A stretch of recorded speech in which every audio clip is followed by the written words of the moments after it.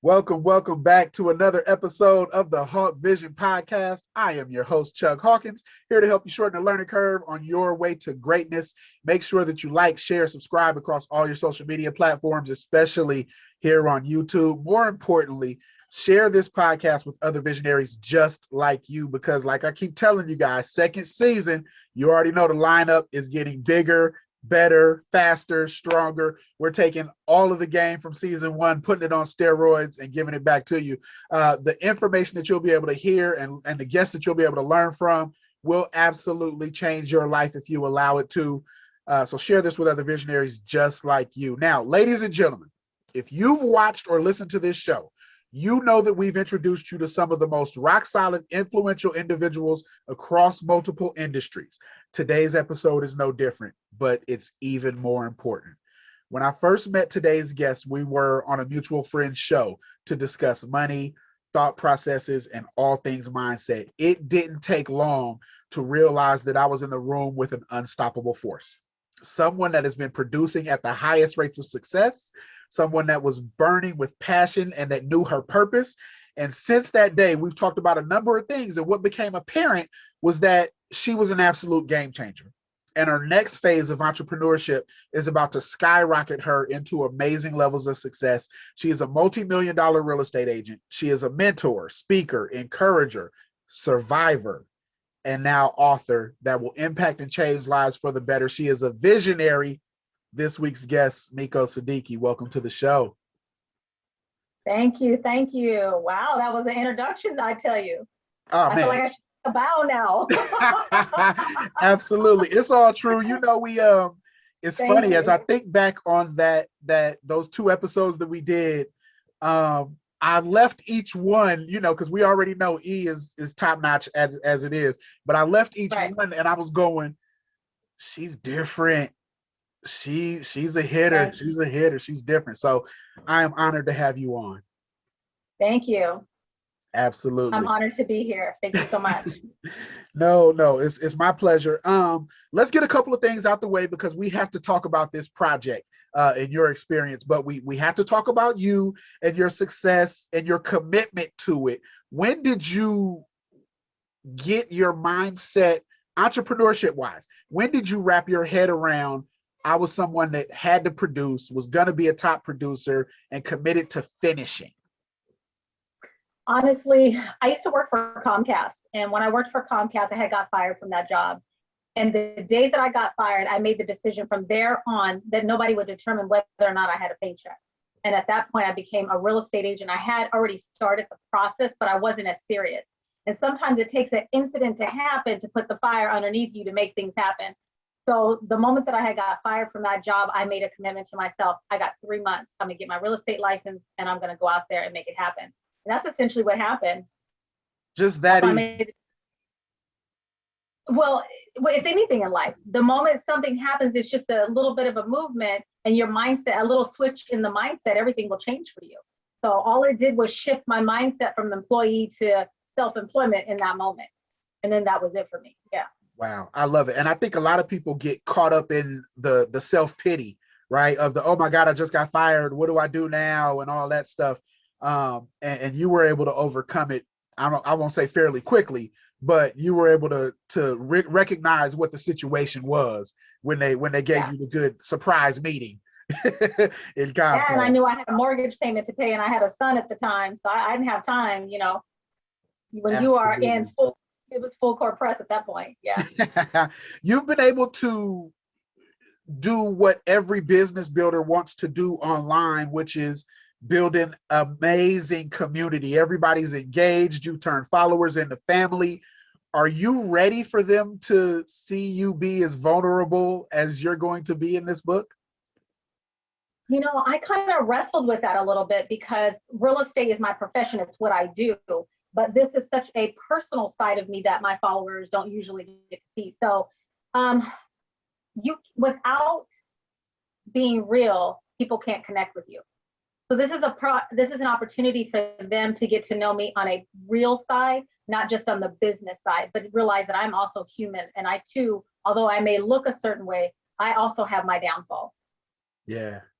I mean, So as a top producing real estate agent in the Bay Area, right? That Yep. carries its own stigma, right? Because it's one thing to be, and no shade to any other places. It's one thing to be a real estate agent in Kentucky and Alabama, but to be a millionaire producer in the Bay Area carries another level of responsibility in terms of entrepreneurship and business. What have you learned in this process of telling your story that you can now implement into your real estate? I think transparency, if I had to be completely open, I would say transparency. Because I filed a bankruptcy, because I went through foreclosures, people can relate to me. If I'm just a real estate agent that looks pretty and I have all these accolades, I look like I haven't been through anything. But the moment you can tell someone, listen, your credit may not be right. Yes, you might have filed a bankruptcy. Yes, you had a foreclosure. I've been there too, but here's where I'm at. And let me tell you how to get there. Yeah. So I think my ability to open up and be vulnerable gives them sort of the freedom to come to me openly about what they're going through as well. Absolutely. Absolutely. The moment that we were standing outside and you were like, Chuck, this needs to be a book. How many times have you said that to yourself before you decided now's the time? You know, I had thought about doing this book 2 years prior, but I was still going through it, and things happen in its time and in its season and for its reason, right? So I didn't write the book at that time, and I didn't know why I didn't write the book. But the moment that you and I spoke, and I said, this needs to be a book, I think it was like 2 months later, and here you were giving me an opportunity to bring it to life. So from the 1 year I thought about it to that point in time, it was like twice that I like literally like put it in thought, and then being connected with you just put it into action. Man, I can't even. So I've read some of it, right? And I'm trying to contain my excitement, right? And I'm trying to contain, I don't want to give away anything because they got to buy the book. But the part I've gotten fairly far. Everything is so vivid. Everything is, you can see yourself in the rooms, right? You can see yourself at the parties. You can imagine yourself even to the thoughts that you have to yourself that you illustrate in the book. How fresh is the experience? And I guess before we do that, matter of fact, before we do that, let's talk about the book, what it is, what we're presenting. Talk about Cuffed and Bound. You know, it's funny because I had to ask myself, Miko, why are you writing this book? When I initially started to write this book, I was upset that I didn't get an opportunity to have my voice heard to him about how I felt about things. So initially when I wrote it, it was like, it was my bullhorn. Like, I'm going to tell you how I felt and how things went out. But as I began to write this book, it became clear to me that it was no longer about him. It was the community in which I serve, that now that they needed to know and watch someone that appears to the outer world like she's got it all together, but she's really falling apart on the inside. And so it became about God letting me know that my transparency and vulnerability was about the community in which I serve, not about an individual. So it became bigger at that point. So Cuffed and Bound is a book to give people the blueprint on how to get up when life falls apart. Tell me what life falling apart means to Himiko Sadiki. You know, the best way I can tell it to you, honey, my sister calls me one day on the phone and she says, girl, do you forget who you are? You are motherfucking Himiko Sadiki. At that point, I was on the couch. I had a muumuu dress on, my hair all over my head, no makeup. And I said, well, could you tell me again? Because I just don't got it together right now. And then she said, well, let me FaceTime with you. So she FaceTime. She said, girl, do you know who you are? And she spoke life into me in that moment. And I got up and I sat up and I took a shower and I said, no, I got to pull it together. So falling apart sometimes looks like laying on the couch and not knowing what to do. Sometimes falling apart looks like I'm at the drive-through looking for some donuts. Falling apart sometimes, seriously, like falling apart sometimes means, you know, kids eat cereal for dinner. Sometimes falling apart means I don't want to take a phone call for business because I can't even deal with me right now. Yeah. And that's what falling apart can really look like. And so we now have this epic book that will definitely be a movie. Right. And I'll be completely honest, like, this is not my normal genre of reading, right? in terms of relationships and all the things, you know, the handcuffs and all this thing. Well, go on, give it a little weight. Listen, a little bit away, right? Like it's not my normal genre of reading activity, may be different, but it's a page turner. And so when you talk about healing and when you talk about going through, I want to do a couple of chapters. So let's talk about VIP, All Eyes on Me. The way you open the chapter is amazing, right? And then we go into the Super Bowl party and all this stuff.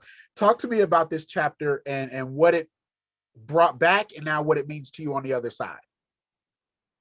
VIP, All Eyes on Me was about being an American Express card, being everywhere I wanted to be. Meaning I'm driving in Bentleys, $5,000 shopping sprees, and I'm doing all of these things, but my financial house wasn't sound.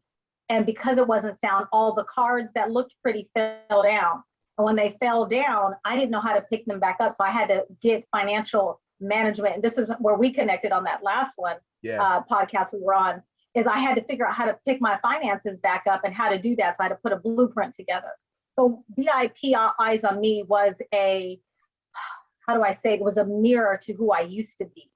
And now that I have a mirror, I have become who I need to be an example to those in my community. Gotcha. And in the Super Bowl party. Yes, honey. I want that. That's that chapter. Yeah. So the part that stood out to me is I've had this experience myself. I don't know if I've ever told this story where you're in the club and you look across the room and you lock eyes and you call him Mr. 6'3" for a good part of the book, right? Yeah. And for that person to actually walk over to you, that's happened, right? How did you feel in that moment where you could care less who else is in there? All you hear is a bass line. You don't care about nothing else. But this man is now walking towards you. And your dress is doing what the dress is supposed to do. Your dress is dressing. My dress was calling him. How did that part feel when he's walking over?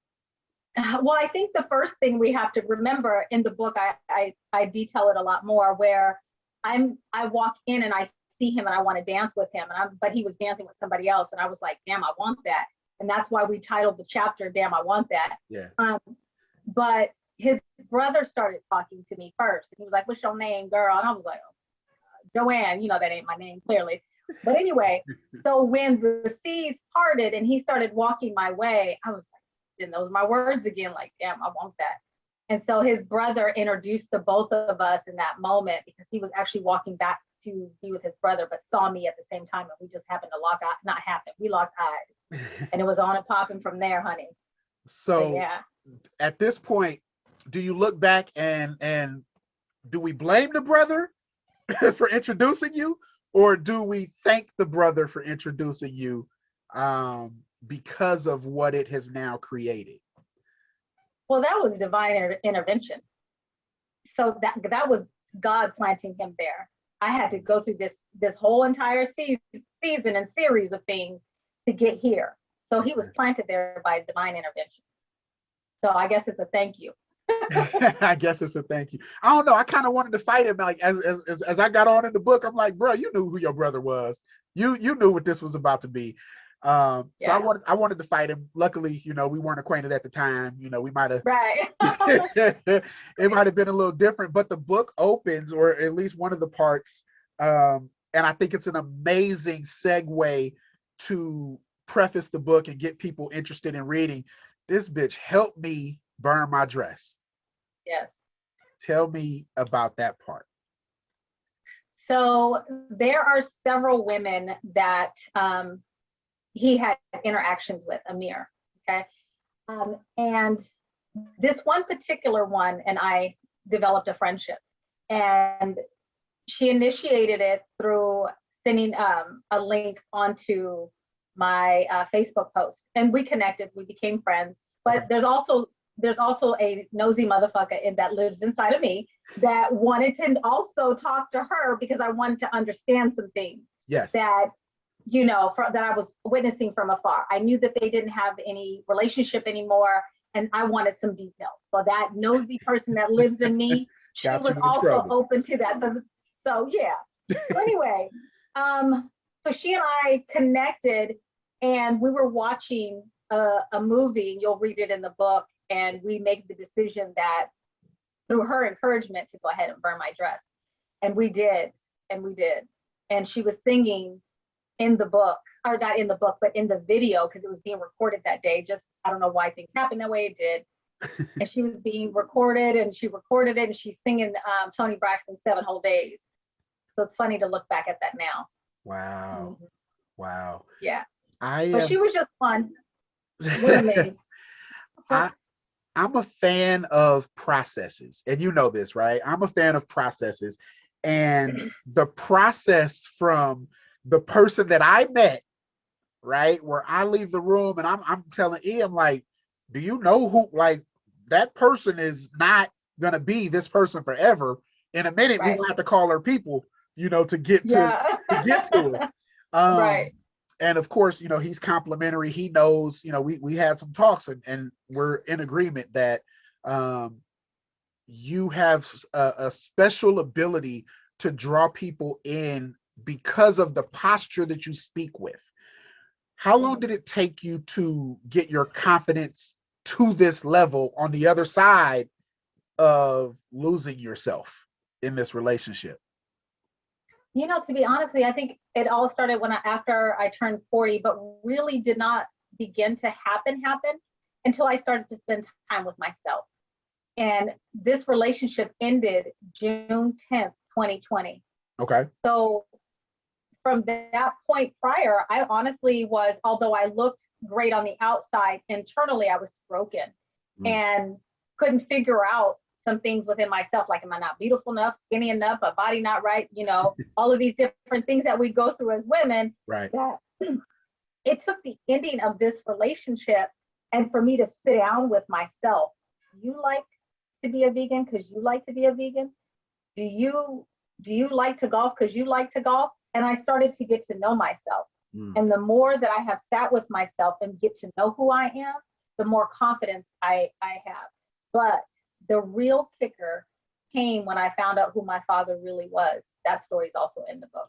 Wow. There's, oh my God, I'm trying to do my best to not give away everything. But what I was going to say earlier, everything in this book is so vivid. You can see every room, you can feel everything happening, almost down to, like I said, the thought cloud going on in your head. Is it still this vivid to you as an experience, or did writing bring back the pain? Like, did you have to go through it all over again? Absolutely. Writing it was definitely some triggers. So, you know, me and the donut shop made a couple visits, you know, quarantine and I was good. Yeah. So when you're, and you remember, this is June 10th, 2020. It's not even a year yet. So of course it's going to bring up triggers and emotions and stuff like that. As you're starting to create distance from the actual trauma to the healing part, it's still a journey. I can't say I'm fully healed. I'm still healing, which is why the book is called Getting to the Other Side of Healed, not I Got There, because I'm still arriving. Yes. She said, not I got there. I wasn't even 5 good pages into the book when something caught my eye. You said, when you don't know how you're going to find a way to get through the day because of your thoughts, you will talk to anybody that is close enough to the situation. And what caught my eye on that is most people don't even have that kind of insight to realize that they're grasping at straws and anything to help make sense of the situation, and how dangerous that can be. How did you come to that realization of what was going on, that you were doing that? It's that nosy person that lives inside of me that need to know of everything. But I also realized that in order for me to heal and create separation and get away from all of that toxicity, because it was a very narcissistic and toxic relationship. I mean, you're talking about poly, introduction to being a submissive to him, all of these different things that I would not normally choose for myself. So when you're talking to all of these people and they tell you that this person loves you and that they just need some time, that leaves you in the space of called hope, HOPE. And that hope is not reality. And I had to get to reality. And the only way to get to reality is to let go of talking to all of those people. So If I have to say anything about that particular thing, that's what it enlightened me to, is that I needed to let go of having those conversations if I wanted to find myself. Yeah. A lot of people throw around, I guess this is because of social media, and Yeah. how readily available sex is. A lot of people throw around the word submissive. We on some different stuff here, right? We talking about whole different submissive. We on some whole different stuff, to the point where there was a rule book given out. Like, walk me through that, because I think all men in their head, right? And I'll just be completely transparent. This is why I said this episode is going to be completely different. I think all men have this dominant gene or thought process that we want our women to do a bunch of different things sexually, right? And it's one thing to imagine it. It's one thing to try a couple of things you might have seen. It's one thing to go to the store together, buy some toys, do that whole little thing. But to get a rule book, almost a contract, like, what is that? How does that help? So it was a checklist of about 100 different things where I had to decide what I was willing to do and not to do. And I had to give him safe words. And the safe word was basically a color. And if there was something, a restraint, or, my mouth being with, there was like this mouth restraint that had a ball in it. If I was uncomfortable, I had to give my safe word, so that he knew that was my pain point. Yeah. So the list was basically what I was willing to do, not do, like public humiliation, butt plugs. Was I willing to role play? Role play is like being outside and being a little girl, or being a dog and acting like a dog in public. I never, of course, went to that level, but that's the kind of things that were on the questionnaire. So that's what it was like. It was those questions I had to answer. And once we got clear of what I was willing to do as my dom, as my master, then he would create things that I would have to do. And every day I had a task that he would text me every day. And then I had classes that I would have to take, like workout classes and things like that, to become flexible. But here's the thing that's most important, is people have to understand, why would someone like her do that? Exactly. I was fighting. I was fighting for my family. I wasn't fighting to be a submissive. I was fighting and willing to do whatever it took to get my family and my children to grow up with their mom and dad in the same house. So if that meant I needed to be a submissive to my ex-husband, I was willing to do that, because I loved him that much and had such a desire for him, for my children to have their mom and dad in the same house. Wow. In the battle for power, you start off with, you say you were in the masculine role in the relationship for a good part, and then all of a sudden he gets a new job and starts to assert a new level of dominance. Is that the right word for what was going on right there, asserting dominance? Or is that, or was he just now more comfortable because he was actually bringing in money, and then that changed the game? I think when you're young, and when I met Amir, he was 23 years old. When you're young and you don't have your own career and the other person is doing their thing, you don't feel like that man just yet, because you see them making money. So the moment you get into a position where you now have autonomy over your own finances, right? And you have a good sum of money coming in, because he went from, what he was doing working on cars to becoming a police officer. Income wise, they're two different people. So at that point, your manhood, you're there, and you want to now step into the role that you should have been in from the day that we got married, right? So now you want to change the roles around. And for me, I'm like, hold up, wait a minute. Right. Stand down, please. Let me stay where I am. So it was really battling for him to become who he should have been, but wasn't ready to be at 23. And me wanting to stay in control of my own finances at the same time. So we were battling that. How long were you guys married? We were married for almost 7 years, but we went through a relationship for 14. We never let go of each other. More me than him, though, if I had to be like, he went out there, had his relationships, but I stayed married the whole entire time, mentally. That's a lot of people's story, unfortunately, is the Yeah. woman is married and the guy is complicated. I gotta lighten it just a little bit. I gotta lighten it just a Yeah. little bit. Yeah. How did you come up with the marketing strategy? Because once that I found out that you were actually, writing the book and getting it together, I started to see instantly there was like this pivot where we instituted lives, we had question and answers. There's a fireside chat with Yeah. almost like a Patreon type system. Yeah. Your business mind is one of the most phenomenal that I've ever seen. And I've interviewed hundreds of people. How did you put this marketing plan together so fast?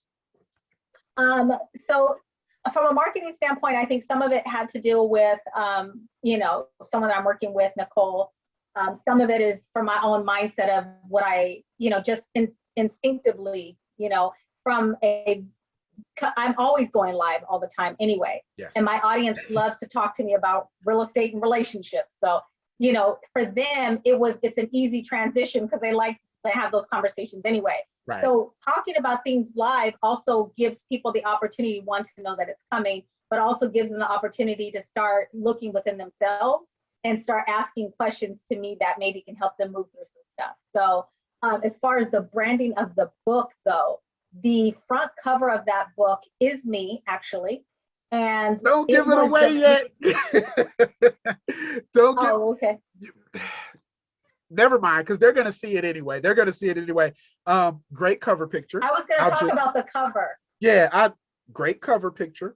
I was going to say, I didn't want to show the picture on this episode yet. I might edit it and flash to the actual.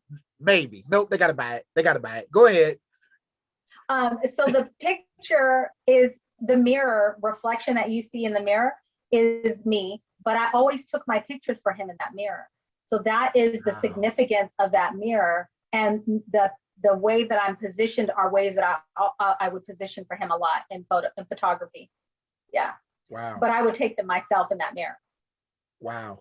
I'm rarely speechless, and you know that. I am rarely speechless, but I marvel at how you've been able to package this and still do it with a smile on your face, because a lot of people will go through things like this and it will keep them down for so long. Like there's no shortage of stories where women will have these bad relationships or relationships gone wrong and they never recover. You've managed to start the process of recovery and monetize it. Like, is there anything better? Well, there's a couple things. Eric Thomas is one of my favorite people to listen to on YouTube. He's a motivational speaker. Yes. You know, the hip hop preacher. There's a saying that he always says, if you're going to be in pain, get a reward for it. And so every time I think about that statement, I think about this journey. Every time that I have not wanted to go to work out or whatever, I know that this is going to be big and explode. We're already in talks and negotiations for it to be a TV series with one of the producers. So with that all being the case, I just keep thinking, if you are going to be in pain, get a reward from it. But more importantly, besides all of that, I have my son and my daughter, more importantly, who has watched me go through this journey. And I refuse to let my daughter watch me go through this journey and lay down, because then I become her example of how to rise as a woman. Wow. You mentioned the great Nicole Gibbs. We have to give her a shout out for being a part of this process as well. How important has your network in business and in this process, how important has it been to you to get to the levels of success that you have? Like, if people don't know, right? So we're not gonna give away too much, but you're not just a real estate agent that produces. Like, the house is bomb, right? The one when you walk home, when you walk in the door, that's a MTV Cribs moment. So how does that feel network wise for business and for this project? To be honest with you, I struggled between the two sides of me because I love both sides. But clarify your question a little bit more, because I want to make sure that I'm going to answer it correctly. Well, just how important has the network been on both sides? Oh, yeah. To have that power circle? Well, from a photography, all that stuff. So because I already had infrastructure from my business with real estate, it was easy to implement and ask them. And again, when people you do business with and you pay them on time and you respect their time, they're willing to be helpful to you. So I've had people that have done projects for me with regards to this and didn't charge me anything just because they love that it's not just a story, it's a movement. And so they wanted to be behind the movement that is going to inspire and help more people than just telling my story. You know what I mean? We would be touching a lot of lives. They wanted to be a part of that project regardless. So I had a lot of people, a lot of resources just giving up their time for it. Professionally, this changes the game for you.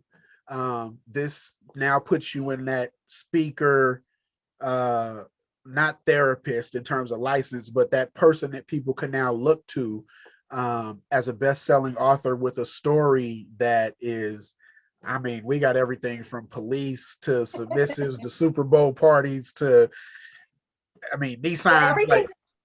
Everything that was in the news right now. You got the police officers, you have my father, who you guys will all find out that, you know, he actually was a man, but transitioned to become a woman before he passed. Like, all of these things are in the book. So this book entails everything that's happening in our community right now.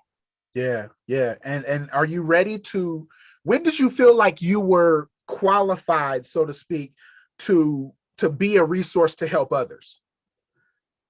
God has been preparing me for this back in 1992 when I started teaching step aerobics.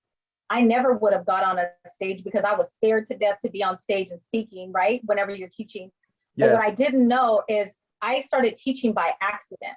Okay. It was no accident now that I see it. When I look back, I see that God was grooming me, although I taught for 17 years. God was grooming me to stand up and motivate other people through my message. And when I first started working out, I was overweight and I was heavy. And when I walked inside the room, everybody was skinny and I was like, I'll never be them. And then eventually I become the teacher. And one of the heaviest people was in the back of my room. I'll never forget. This is kind of a segue, but I'll come back to what you asked. Sure. So anyway, she was really heavy set. And I remember going to the back of the classroom and I told her, and I looked at her, I was teaching kickboxing at the time. Okay. And it's a Friday night and I have 60 people in my class. My class was always packed. Music was always pumping. And I looked at her and I said, I need you more than you need me. Let's go. And I looked at her and I stayed back there and I taught my whole class facing the back of the room, the entire class, and I left. 3 years later, that lady came to me. She had lost all her weight and she was getting married. And she said, thank you. Wow. And in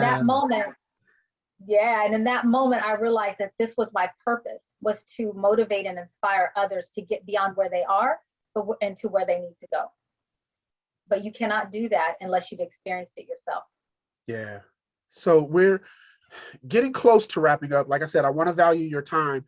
How did you decide on Humble Pie as a chapter subject or chapter title? Humble Pie, standing in a food stamp line, you will be humbled.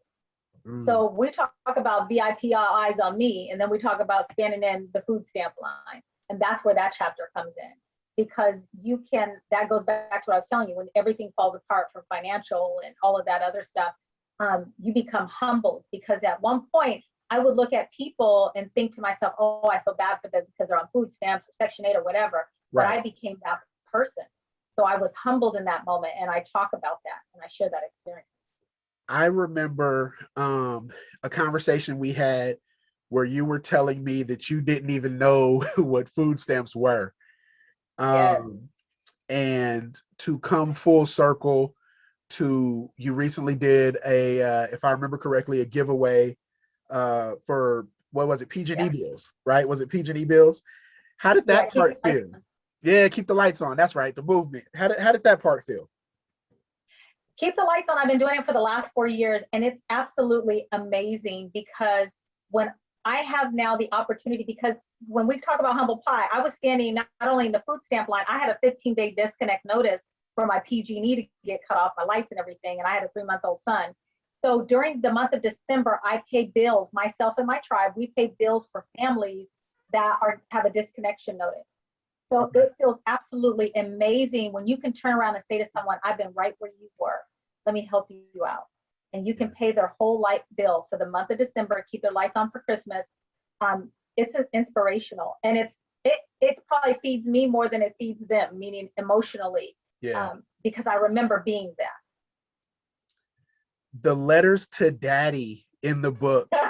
I gotta tell you, it's, again, not my normal genre, but there's this alter ego that I think everybody that's going to read this book has.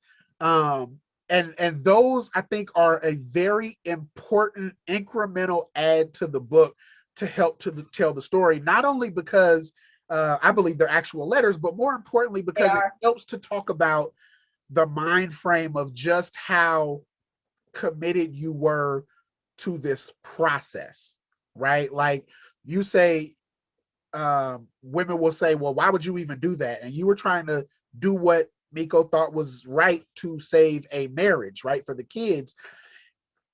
How did that concept come about, the letters to my daddy? So let's go back to when you asked me, one of his rules was I couldn't talk to him about my emotional state. Remember, we were married, got divorced, and I became his submissive after trying to get our family back together. So when I was his submissive, we were not married. I was in training to be his wife again. He wanted to train me, to be clear about that. Okay. And in that, he did not want me to talk to him about my emotions. He told me if I have emotions and I needed to get them out, send it to him on an email. And every time we had a session, he wanted me to tell him how I felt about the session through email. So I would send him those emails, which are in the book. That's how they came about. There's one that got to me. I want to read it. I want to give the people an insight to what they're gonna get with this book. And we got about 10 minutes left. Okay. Can I do half of that? We're asking real time. Can I do half of a letter? Sure. You have something specific you want to read? Absolutely. Okay, go ahead. Daddy, I enjoyed every minute of it. What? I know you were probably thinking, what did she like about that? But it was knowing that I was pleasing you somehow made it okay with me. I love that you know how to talk to me. It somehow brings clarity to the confusion that your loud, hard, stern voice never could. I enjoyed that. I enjoyed feeling you softly caress my hair, ... I could feel the care in you. Talk to me about the mindset of someone that would write a letter like this to somebody they could just call and talk to or text. When I was writing that, whenever I expressed myself to him, he never understood what I was saying. And he was not, and there in all of us, we have an inner child that has a need to be nurtured. Yeah. And during our sessions, he would rub my hair and call me good girl. And for whatever reason, that gesture nurtured the little girl in me. So when he spoke to me, when we were in our sessions, he would whisper in my ear versus talk to me in his normal voice. His loud voice was too intimidating for me, but his whispers I could hear, and it resonated with me. And so when he was rubbing my hair and talking to me in that soft tone, it connected with my inner child. Do you think that there was something about you that made you a target for this process before it all happened? In terms of, forgive the impression, but pimps see something in the girl that they turn out, right? Yeah. Do you think that there was something that he saw in you that made you vulnerable for this? Or how do you think it started? Like, what was the preface for this? Well, he knows that I'm an amazing wife. That was a good wife to him. Let me restate that. He knew I was an amazing woman, and I had the potential to be an amazing wife to him, but we had to get through that first divorce because things did not go well the first time. Okay. So he knew that. Let me state this too. When we divorced, I had asked him why he wanted to get divorced. And on that paper, he put why we were getting divorced, which was we had nothing in common. That was the only thing. But on the side of why he loved me and why he wanted to be married to me, he had a whole list of beautiful, sexy, thoughtful, nerd, big heart, all these things, right? Yeah. So having had that, I lost my train of thought. Having had that list and that information. Yeah. But what your question was? The question was, do you think that there was something about you that he could see where he was able Oh, to? got it. Yeah. Yeah. So he knew all these things about me. And because he knew all of those things about me, he never, and I'm a good businesswoman. I can keep a Right. house. I can cook. I can do all those things. Yes. So as a package, he would always tell me that that he could never find another woman like me. So he never really wanted to let me go, but he really didn't also want to let go of the world he became exposed to once we got divorced. So what he saw in me was a desperation to want to be together. So I went from being married to him now into more of a desperate place of like, I'll do whatever we need to do. And he saw that. And when a person sees that and you know how much they love you, and you already, there's a saying, there's something about knowing the devil that you already have versus going out and getting one. The devil that I forget what the whole saying is. The devil that you're with versus the devil you don't know. We're on the same page. I got you. Yeah. So for him, he knew me and he knows like my drive and he knows me as the core of me. And so of course he didn't want to let that go, but he also didn't want to let his world go at the same time. So I think he preyed upon that at that point. In this process, one thing became very apparent to me, and that is you are now a master communicator on all levels. Do you think that this process made you a better communicator, or was it always there, but now you are able to read the room a little bit better? I think I'm able to read the room a whole lot better, for sure. I think before I was more of one-track mind and focused on one thing, so where now I can scan the room and I know who to deal with and who not to deal with. So I think if that had answered the question, yeah. 5,000 people in a room. Miko's on stage. She has just given the talk of all talks, and you want them to leave with one thing about womanhood. What is that one thing? Find yourself, become grounded in yourself, know who you are before you get into a relationship. Because the moment that you know who you are, there's no way that you will allow someone to disrespect you. Growing up the way that I grew up, I clearly didn't know who I was. Yeah. And I talk about that in the book.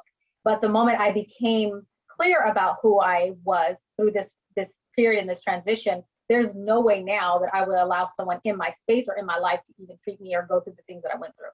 So if I'm standing in a room and I'm giving a speech, the ending would be, if you hear anything today, know thyself.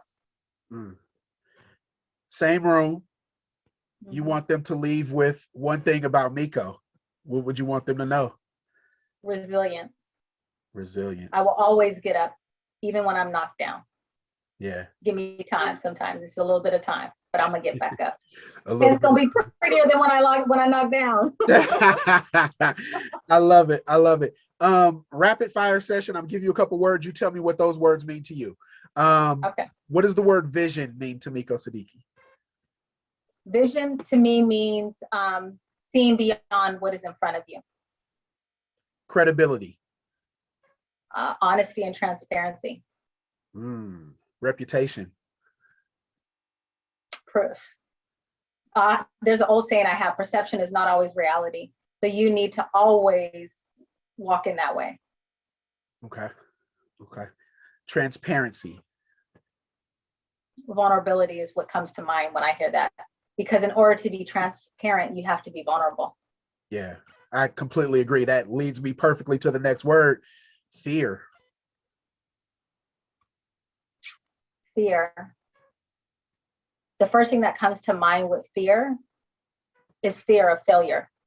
One of the things that kept me stuck in the cycle of that relationship is the fear that I couldn't find someone other than him. Wow. That's the old saying, false evidence appearing real. False evidence appearing real. I love it. I could do this forever. We might have to do a 2-part episode. We might have to do that. The last word that I'll share, and you tell me what this word means to you, is belief. Belief. That there's someone higher than you. There's a God. He guided me through this entire thing. And I talk about that in the book. When you have belief, and you learn to sit still, you can hear him talking to you. So for me, belief is knowing that there's someone higher than you that will guide you. We talked about my sitting still skills a while back. I am still like my coffee intake is just not okay right now. So sitting still is not a thing. Let everybody know where they can find you, where they can order the book, where they can watch the movie, how they can nominate you for an Oscar. So CuffedBOUND has its own website. It's called CuffedBOUND.com. You can go to CuffedBOUND.com, and it's CUFFED and bound, BOUND, and it's the word "and" spelled out. Okay. You can go there. You can go to Himiko Sadiki. You just Google my name. I'm on Instagram, Facebook, Snapchat. I'm all over there. Yeah. So you can find the book there. It's also on Amazon. And if you get the book, I need you to leave a review, which you already have the book. So I want you to leave a review. So Amazon, you can go on Amazon and get CuffedBOUND by Himiko Sadiki. You can get it there as well. But you cannot get the behind the scenes fireside chat. There is a fireside chat that is fire associated with this book. Yes. It's a 25-minute video. You cannot get that on Amazon. You'd have to get that directly from my site. Love it. Love it. I just had one more question that I want to throw in before we end. Okay. You've had an amazing career personally. Yeah. You've had amazing recovery from this relationship and some of the things that life has thrown at you. What do you say to the woman that is watching this podcast? My audience is about 43% female, 25 to 44 years old. What do you say to that woman that can't see a way out for herself right now? I would tell her that her life, that she needs to remember, and this is what I use to inspire me to get up, is that my life is my message. I say that in the book, but more importantly, that you are a silent teacher to many that are watching you. So through your actions and how you live on a day-to-day basis, you are the example to someone else. You are an example as a mother. When there's a woman that's nurturing that I see, and I see her, like she teaches me how to be a nurturer to my daughter. Yeah. When just remember that your life is your message, and that you are a silent, what do I want to say? A silent, my mind is blank on what I want to call it. But a role model. It's like you're a silent role model to the people that are watching you. Absolutely awesome. I believe that everybody has a story to tell, but you have to earn the right to tell it. You have done exactly that. I thank you so much for giving me some time to talk about the book, to talk about your life, just to, to reconnect, because you are an absolute rock star. There is nothing but greatness ahead of you. So I thank you very much for carving out some time to jump on the show. Thank you so much for having me. I appreciate it. Absolutely. Ladies and gentlemen, you have been rocking with the great one, Himiko Sadiki. You will see her on your big screens. You will see her on the bestsellers list. And this is the first time that she's interviewing anywhere. She's on the Hawk Vision podcast. We break them, guys. But more importantly, I want you to do this. Like, share, subscribe across all your platforms. Share this with other visionaries just like you. And always remember, there is no miracle that will ever happen without somebody doing something. We'll see you either at the top or from the top.